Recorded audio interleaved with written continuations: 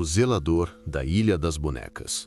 Todos os dias, antes mesmo do sol tocar a superfície do canal de Xochimilco, um pequeno barco cortava a água em silêncio. Não era turismo, não era pesca, era vigilância.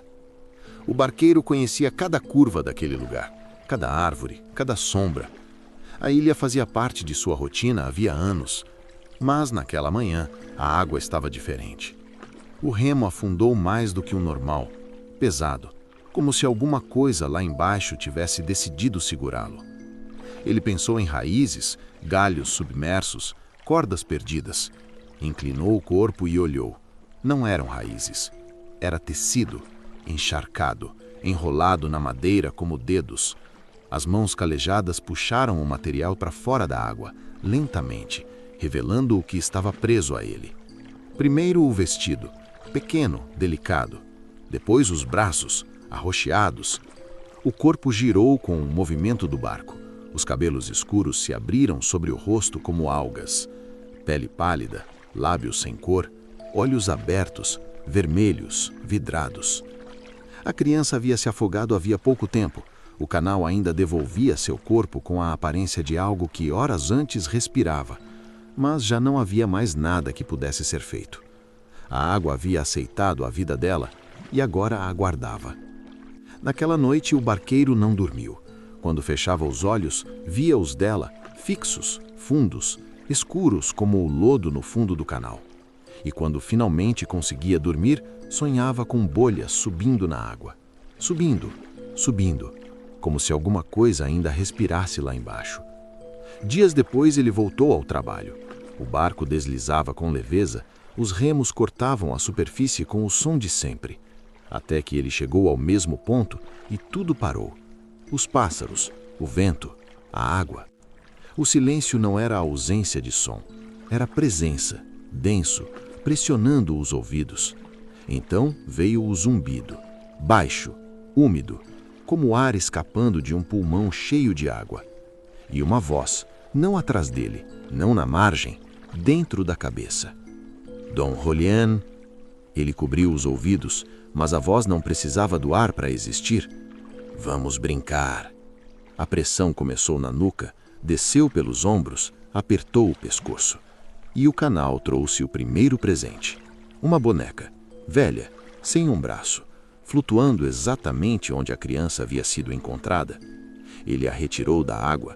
No instante em que seus dedos tocaram o plástico, o zumbido cessou. Os pássaros voltaram, o vento voltou, o mundo voltou. Naquele dia ele pendurou a boneca em um galho e dormiu sem sonhar. No dia seguinte, havia outra, e depois outra, e outra. Ele nunca fez um pacto, mas passou a obedecer.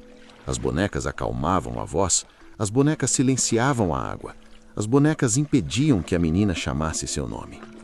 Com o tempo, a ilha deixou de ser um lugar e passou a ser um corpo. Os galhos eram braços, as raízes dedos enterrados, e cada boneca pendurada era um olho, observando.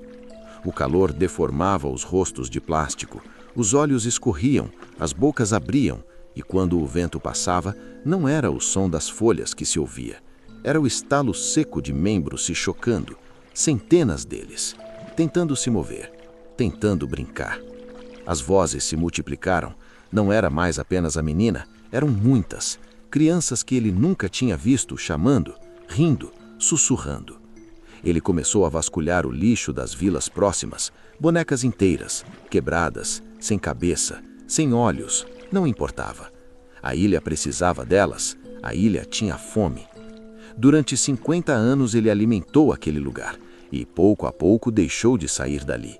A pele ficou pálida, fria, os olhos adquiriram o mesmo brilho opaco dos olhos de vidro pendurados nas árvores.